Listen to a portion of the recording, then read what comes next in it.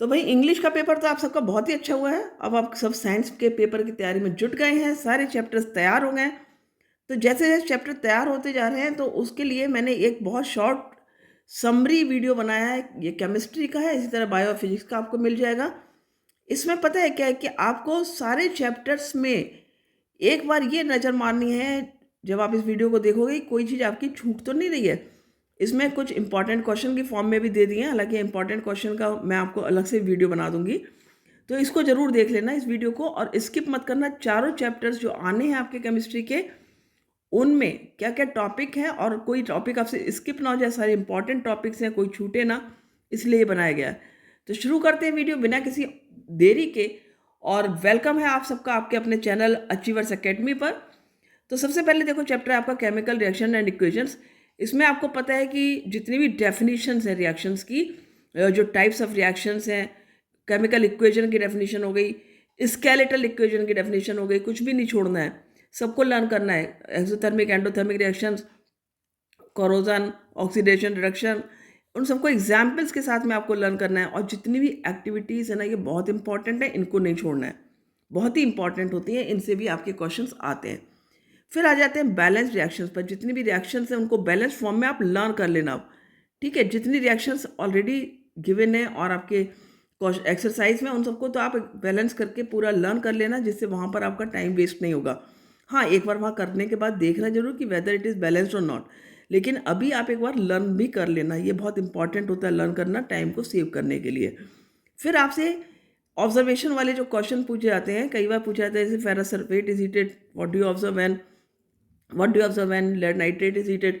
अब बच्चे observe word है यहाँ पर, ठीक है। तो इसमें कई बार क्या करते हैं बच्चे लिख देंगे कि फेरस सल्फेट इज हीटेड में लिख देंगे sulphur trioxide ferric oxide is form. तो ये तो ठीक है, रिएक्शन है, प्रोडक्ट बन रहे हैं। तो आपको ये नहीं बताना है केवल कि यही फॉर्म हुआ है, बल्कि आपको बताना होगा कि फेरस सल्फेट का कलर चेंज हो जाता है। फिर जो पंजेंट स्मेल आती है आपको, सल्फर ट्राइऑक्साइड बनता है तो सल्फर की जो स्मेल आती है। लेड नाइट्रेट हीटेड तो उसमें आपको ब्राउन फ्यूम्स दिखते हैं। मैग्नीशियम रिबन बर्न होता है तो एक डेजलिंग वाइट फ्लेम के साथ बर्न होता है। तो ये सारी चीज़ें आपको ध्यान रखना है। Zinc reacts with sulphuric acid, silver chloride is kept in sunlight. फिर रिएक्शन कौन सी यूज़ होती है फोटोग्राफी में। फिर कलर्स भी पूछे जाते हैं आपसे, जैसे प्रेसिपिटेशन रिएक्शन में आपका बेरियम सल्फेट का क्या कलर हो जाता है, लेड आयोडेट का क्या कलर होता है, या फिर जिंक सल्फेट का क्या कलर होता है। जब कॉपर सल्फेट में जिंक को डाला जाता है तो जिंक सल्फेट बन जाता है। तो जिंक सल्फेट का कलर क्या है, फेरस सल्फेट का कलर क्या है, फेरिक क्लोराइड का कलर क्या है। तो ये सारे कलर्स आपको याद रखने हैं। फिर आपसे जो रेंसिडिटी और कोरोजन वाला टॉपिक है, उसमें ये भी पूछा जाता है कि क्यों हम नाइट्रोजन में फ्लश करके पोटैटो चिप्स को रखते हैं। White potato chips packed packets are flushed with nitrogen gas. तो ये आपको पता होना चाहिए, क्योंकि नाइट्रोजन एक इनर्ट गैस है, इनएक्टिव है, और इससे चिप्स जो है वो ऑक्सीजन के कॉन्टैक्ट में नहीं आएंगे, ऑक्सीडेशन नहीं होगा, ठीक है, और रेंसिड नहीं होंगे। उसी तरह से कोरोजन की वजह से जो आर्टिकल्स हैं, लाइक आयरन आर्टिकल्स हैं, सिल्वर आर्टिकल हैं, कॉपर आर्टिकल, इन सबके कलर में क्या चेंज होता है, क्या आपको दिखता है, क्या ऑब्जर्व करते हो। तो ये सारी चीज़ें आपको यहाँ पर याद रखनी है, ठीक है। इसी तरह से एसिड बेसिस और सॉल्ट चैप्टर आ जाता है, उसमें आपको सारी डेफिनेशंस जो एसिड बेसिस की हैं ये आपको लर्न करनी है। और ये आपको अरेनियस के थ्योरी के आधार पर, जो आपका H+ आयंस और OH आयंस बेसिस में रहता है। H+ आयंस आपके एसिड्स में होता है जब एसिड डिसोशिएट किए जाते हैं पानी में। तो ये सारी चीज़ें आपको याद रखनी है।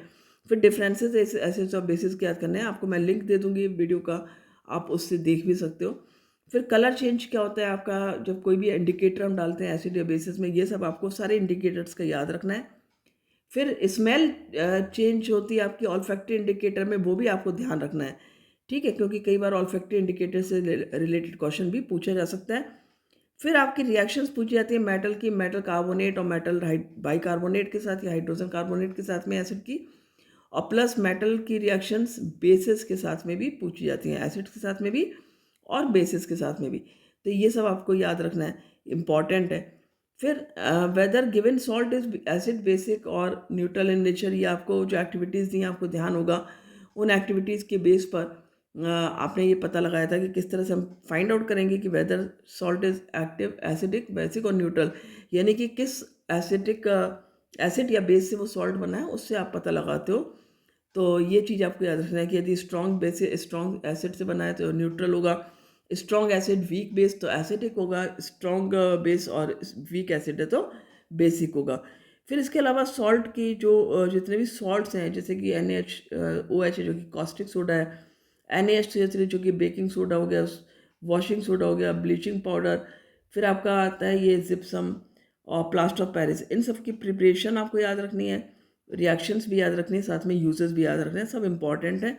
न्यूट्रलाइजेशन रिएक्शन भी बहुत ज़्यादा इंपॉर्टेंट होती है, और साथ ही जो क्रिस्टलाइजेशन है वाटर का, वो भी आपको याद रखना है कि वाटर क्रिस्टलाइजेशन में किस तरह आपको लिखना है। और जो आपका फर्स्ट चैप्टर है जो केमिकल रिएक्शंस एंड इक्वेशंस है, उसमें एक क्वेश्चन जो हाइड्रोजन और ऑक्सीजन के रिलीज का होता है जब वाटर की इलेक्ट्रोलिसिस करते हैं, वो भी आपको याद रखना है कि क्यों एक तरफ ज़्यादा गैस का वॉल्यूम दिखता है। ठीक हो गया।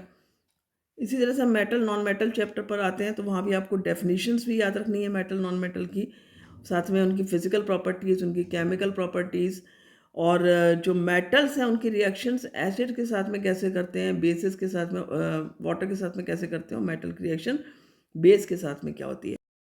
साथ ही देखो यहाँ पर ये भी ध्यान रखना होगा तुमको कि जब ये रिएक्शंस हो रही हैं मेटल्स की एसिड बेसिस या वाटर के साथ में, तो उनमें क्या प्रोडक्ट बन रहे हैं, उनका बैलेंस फॉर्म में आपको रिएक्शंस याद होनी चाहिए। फिर which metals react with cold water, ये बहुत इंपॉर्टेंट है। कुछ मेटल्स हैं जो कोल्ड वाटर से रिएक्ट करते हैं, कुछ हैं हॉट वाटर से, कुछ हैं स्टीम से। तो ये भी तुम्हें याद रखना है कि कौन से मेटल्स किस तरह के वाटर से रिएक्शन करेंगे, या कौन से मेटल हैं जो केवल स्टीम से ही रिएक्शन करेंगे। ठीक है। साथ ही तुमको ये भी याद रखना है कि ऑक्सीजन से किस तरह से रिएक्शन होगी मेटल्स की, और कौन से मेटल्स ऑक्सीजन से विग्रसली रिएक्शन करेंगे, और किस तरह के ऑक्साइड्स बनेंगे। यानी कि बेसिक ऑक्साइड्स बनते हैं जनरली, तुम्हें पता है। साथ में कुछ मेटल्स हैं जो कि एम्फोटेरिक ऑक्साइड बनाते हैं, तो वो एम्फोटेरिक ऑक्साइड्स की डेफिनीशन, उनकी रिएक्शंस एसिड और बेस दोनों के साथ में, ये सब लर्न करने हैं। ठीक है। मतलब लर्न तो तुमने सब कर ही रखा है, मेरा मतलब है एक बार रिवीजन जरूर कर लेना इन सब चीज़ों का, कुछ भी स्किप नहीं होना है। So why metals don't react with dilute HNO3, ये बहुत इंपॉर्टेंट होता है कि कौन से मेटल्स जो हैं वो रिएक्ट करते हैं, कौन से नहीं करते हैं, और नहीं करते हैं तो क्यों नहीं करते हैं, टू प्रोड्यूस हाइड्रोजन गैस।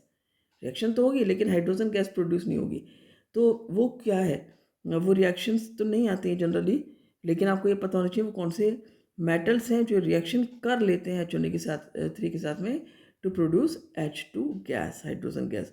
फिर एक्वा रेगिया क्या है, ये भी आपको याद होना चाहिए कि 3 रेशो आपका HCl का रहता है कॉन्सेंट्रेटेड, और 1 रेशो आपका कॉन्सेंट्रेटेड HNO3 रहता है यहाँ पर। फिर एक आता है आपका कि जब मेटल की वाटर के साथ में रिएक्शंस होती है, तो कैल्शियम मैग्नीशियम जनरली क्या करते हैं, इनके ऊपर बबल्स दिखते हैं। तो वो बबल्स हम क्यों देखते हैं, कि why do we see bubbles when calcium and या फिर मैग्नीशियम का आता है रिएक्ट विद वाटर, ये आपको ध्यान रखना है। रिएक्टिविटी सीरीज लर्न रहनी चाहिए। आयनिक कंपाउंड्स कैसे फॉर्म होते हैं और इनकी प्रॉपर्टीज़ क्या हैं, ये भी आपको ध्यान रखना है, लर्न रिवाइज कर लेना है। फिर इलेक्ट्रॉन डॉट स्ट्रक्चर यदि नहीं प्रैक्टिस किए तो प्रैक्टिस कर लेना इंपॉर्टेंट होता है। ठीक है। साथ ही मेटल्स और नॉन मेटल्स के बीच में आपको डिफरेंसेस भी आने चाहिए। यहाँ भी चैनल पर वीडियो बना हुआ है, शॉर्ट वीडियो है आपका, 1 मिनट का वीडियो, आप इजीली देख सकते हो उनको। फिर आपका corrosion, alloys, amalgam, composition of alloys, ये सब भी बहुत इंपॉर्टेंट है, आपको पता होना चाहिए कोरोजन क्या है। ठीक है। फिर एलॉयज़ कैसे फॉर्म होते हैं, ठीक है, हाउ, कैसे बनते हैं। ठीक है। फिर अमलगम क्या है, और कंपोजिशन ऑफ एलॉयज़ क्या है। ठीक है। या फिर क्यों हम एलॉयज़ बनाते हैं, और कोरोजन का प्रिवेंशन, ये भी आपको याद रखना है कि प्रिवेंशन हम कैसे करते हैं।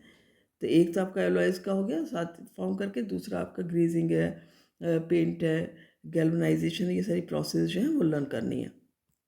इसी तरह से कार्बन एंड इट्स कंपाउंड में आपको क्या क्या एक बार नज़र मारनी है कि आपका कोई चीज़ छूटी तो नहीं है, वो है आपका कोवेलेंट कंपाउंड्स और उसकी प्रॉपर्टीज़। जब आप आयनिक कंपाउंड करते हो, उसी तरह से कोवेलेंट कंपाउंड यहाँ पर फॉर्म होते हैं कार्बन से, उनको आपको लर्न करना है, उनकी प्रॉपर्टीज़ क्या है, क्या होते हैं कोवेलेंट कंपाउंड्स। फिर ionic compound versus covalent compound, ठीक है, इनके डिफरेंसेस भी पूछे जाते हैं, याद रखना है आपको। फिर कार्बन क्यों केवल शेयरिंग से इलेक्ट्रॉन बनाता है, लूज करके या गेन करके क्यों नहीं बनाता है, ये क्वेश्चन भी बहुत इंपॉर्टेंट है आपका। Why calcium form only by sharing of electrons. फिर एलोट्रोफ्स जो होते हैं कार्बन के, और जो कि आपके डायमंड और ग्रेफाइट हैं मेनली, उनकी भी प्रॉपर्टीज़ पूछी जा सकती हैं आपसे, कि किसी भी फॉर्म में उनका बारे में पूछा जा सकता है। कैसे स्ट्रक्चर बनाते हैं, क्या प्रॉपर्टी शो करते हैं। फिर वर्सेटाइल नेचर ऑफ कार्बन है तो उसमें कैटिनेशन एक प्रॉपर्टी होती है, एक टेट्रावैलेंसी, दोनों ही बहुत इंपॉर्टेंट होती हैं।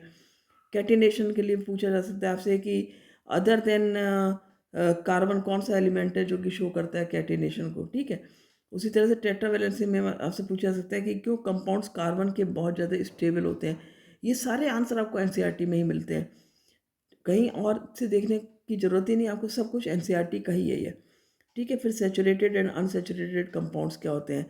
फिर आइसोमर्स, ये भी इम्पॉर्टेंट है बहुत ज़्यादा। आइसोमर्स क्या हैं, कहाँ से आइसोमर्स शुरू हो सकते हैं, क्या इसके जो आपका प्रोपेन उसके बनते हैं, नहीं बनते, क्यों नहीं बनते हैं। फिर यदि पेंटेन के कितने बन सकते हैं, हेक्सेन के कितने बन सकते हैं, या फिर ब्यूटेन के कितने आइसोमर्स हो सकते हैं, उनके स्ट्रक्चर बनाओ, ये सब आते हैं क्वेश्चंस। फिर फंक्शनल ग्रुप्स आपको पता होना चाहिए कौन कौन से फंक्शनल ग्रुप हैं, उनसे किस तरह से कंपाउंड फॉर्म होते हैं। कई बार आपको कंपाउंड दे दिया जाएगा किसी भी फॉर्म में और उसका फार्मूला, उससे पूछा जाएगा आपसे इसमें कौन सा फंक्शनल ग्रुप है, तो ये सब आपको आइडेंटिफिकेशन करना आना चाहिए। फिर नॉमेनक्लेचर मीन्स आपसे नाम भी पूछा जा सकता है किसी भी कंपाउंड का, कि कोई फार्मूला दे दिया इसका नाम बताओ। तो जब आपको फंक्शनल ग्रुप पता है उसमें आप देख सकते हो कहाँ सैचुरेटेड कंपाउंड बन रहा है या अनसैचुरेटेड, तो आप नाम उसको बता सकते हो। फिर रिएक्शंस में आपकी जो यहाँ पर मेन रिएक्शंस है, कंबशन हो गई, ऑक्सीडेशन, एडिशन, सब्सटीट्यूशन, ठीक है, कार्बन कंपाउंड की, ये भी बहुत इंपॉर्टेंट होती हैं। सारी रिएक्शंस आपको लर्न रहने चाहिए बिल्कुल एग्जैक्टली। फिर आता है आपके दो कंपाउंड यहाँ पर हैं, एक है इथेनॉल और एक है आपका इथेनॉइक एसिड। तो इथेनॉल जो है उसकी रिएक्शन इथेनॉल की सोडियम के साथ, जो देखो दो ही रिएक्शन दी है इथेनॉल की, एक रिएक्शन दी है सोडियम के साथ, दूसरी दी है जब इथेनॉल को हीट किया जाता है और इथीन फॉर्म होता है। दोनों ही बहुत इंपॉर्टेंट है। इथेनॉल की प्रॉपर्टीज़ क्या हैं, इसके यूजेस क्या हैं, डीनेचर्ड अल्कोहल हम किसको कहते हैं, डिहाइड्रेटिंग एजेंट कौन है, जो आपकी ये वाली रिएक्शन है when ethanol is heated to form ethene, इस रिएक्शन में डिहाइड्रेटिंग एजेंट कौन होता है, ठीक है। ये सब आपको लर्न रहना है, अच्छे से पता होना चाहिए। फिर इथेनॉइक एसिड में आपकी जो है, इथेनॉइक एसिड को हम ग्लेशियल एसिटिक एसिड क्यों कहते हैं, ईस्टरिफिकेशन रिएक्शन क्या है, इसमें एक्टिविटी दी है, वो एक्टिविटी आपको पता होना चाहिए। सैफोनिफिकेशन रिएक्शन क्या है, साथ ही रिएक्शन इथेनोइक एसिड की NaOH के साथ में, या फिर इथेनोइक एसिड की रिएक्शन सोडियम कार्बोनेट और सोडियम बाइकार्बोनेट के साथ क्या है, किस तरह से रिएक्शन होती है, ये सब आपको रिएक्शन भी लर्न करना है। क्या कंपाउंड फॉर्म हो रहा है, कौन सी गैस फॉर्म हो रही है, जहाँ पर गैस यदि फॉर्म होती है तो ये सब आपको लर्न होना चाहिए, ठीक है। अब इसका लास्ट टॉपिक जो है इस चैप्टर का वो है आपका सोप्स एंड डिटर्जेंट। इसमें आपको बताना है कि जो सोप्स होते हैं जब उनको हम पानी में डिज़ोल्व करते हैं तो किस तरह से उनके जो एक ओरिएंटेशन होता है, मिसल फॉर्मेशन होती है, उस मिसल में जो आपका हाइड्रोफिलिक एंड क्या होता है, हाइड्रोफोबिक एंड क्या होता है, ये सब आपको याद होना है, अच्छे से आना चाहिए बनाना। कि जो मिसल फॉर्मेशन कभी कभी बहुत रेयर लेकिन पूछा जाता है डायग्राम। फिर आपका डिफरेंसेस सोप्स में और डिटर्जेंट में आपको पता होना चाहिए। स्कम फॉर्मेशन क्या होता है, स्कम क्या होता है, कैसे बनता है। फिर सोप्स के एडवांटेज डिटर्जेंट्स पर क्या क्या है, या डिटर्जेंट्स के सोप पर क्या है, ठीक है। वाइस वर्सा पूछा जा सकता है आपसे। और जितने भी देखो इन सब के अलावा आपने कोई एनसीईआरटी का क्वेश्चन छोड़ना नहीं है, सारे क्वेश्चंस आपको पता होना चाहिए, सारे क्वेश्चंस की प्रैक्टिस कर लेना। आपने अब तक इतनी तैयारी कर ली होगी कि कोई उसमें दिक्कत आनी नहीं है। आपको सिर्फ एक बार कहते हैं ना कि एक बार सिर्फ गो थ्रू होना है, हर चीज़ से कोई चीज़ छूटनी नहीं है, चाहे वो चैप्टर में है, चाहे क्वेश्चंस में, चाहे टेक्स्ट है, एक्टिविटीज़ है, कुछ भी नहीं छोड़ना है। येलो बॉक्स, ब्लू बॉक्स, सब कुछ देखना है। क्लियर? तो आई होप ये वीडियो आपके बहुत ज़्यादा काम का है। लर्न करने के बाद जब आप सोचोगे मेरा पूरी फाइनल प्रिपरेशन हो गई, आप एक बार इसको ज़रूर देखोगे, कोई चीज़ छूटी तो नहीं है। आपको PDF भी मैं इसमें देने की कोशिश करूँगी, अपलोड कर दूँगी PDF इसको, ठीक है। और इसको पॉज करके आप देख सकते हो कि कोई चीज़ कहीं पर आपका कोई टॉपिक ऐसा तो नहीं जो मिस हो गया है। ये मेन इंपॉर्टेंट चीज़ है। कभी कभी क्या होता है कि हमें लगता है हमारा पूरा चैप्टर तैयार है, लेकिन बहुत छोटी सी कोई चीज़ होती है जो हम चैप्टर में मिस कर देते हैं, और कई बार वही पूछ लिया जाता है। तो दैट इज़ वेरी इंपॉर्टेंट कि एक बार ये ज़रूर देख लेना है कि कुछ हमारा छूटा तो नहीं है। उसी के लिए मैंने ये वीडियो आपको बनाया है। और इसी तरह से एक बायो का और फिजिक्स का वीडियो भी कल तक आपको मिल जाएगा। ये शॉर्ट समरी हो गई केमिस्ट्री की, एक शॉर्ट समरी आपको बायो की और फिजिक्स की मिल जाएगी। तो मिलते हैं नेक्स्ट वीडियो में। Thank you, have a wonderful day, all the very best.